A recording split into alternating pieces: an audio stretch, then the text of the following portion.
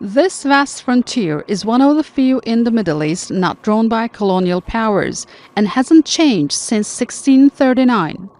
The Treaty of Kasr-Shirin ended a war between the Ottoman and Safavid empires, laying the foundation for a rivalry that still shapes modern-day relations between Turkey and Iran. Not quite friends, never full enemies.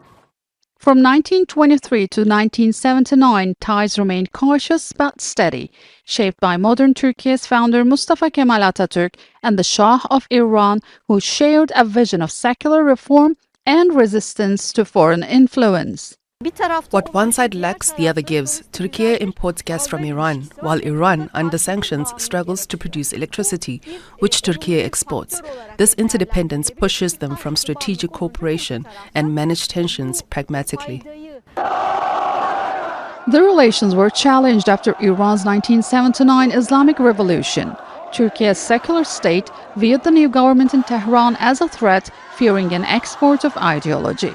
Following the 1980 coup in Turkey, Iran backed Sunni Islamic groups challenging the republic. And during the Iran-Iraq War of the 1980s, Turkey stayed neutral but felt the fallout. Despite overlapping interests, Turkey and Iran lack a shared vision and often compete rather than cooperate. Like in Syria, where one's gain is seen as the other's loss. Yet both avoid direct confrontation not to weaken their regional standing. This is institutionalized dependence.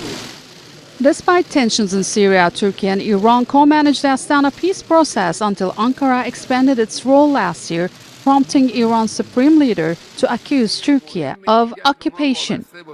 And after Israel launched its war on Gaza, Iranian media accused President Recep Tayyip Erdogan of hypocrisy, calling his pro-Palestinian stance political, since Turkey has had a trade relationship with Israel.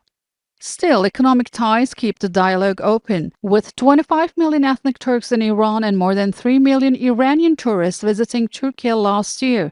The relationship runs deep, even as trade has dipped to $6 billion since its 2016 peak.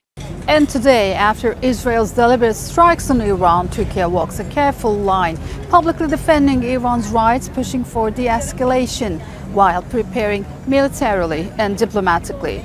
Sinem, Koseoglu, Jazeera, Istanbul. Make sure to subscribe to our channel to get the latest news from Al Jazeera.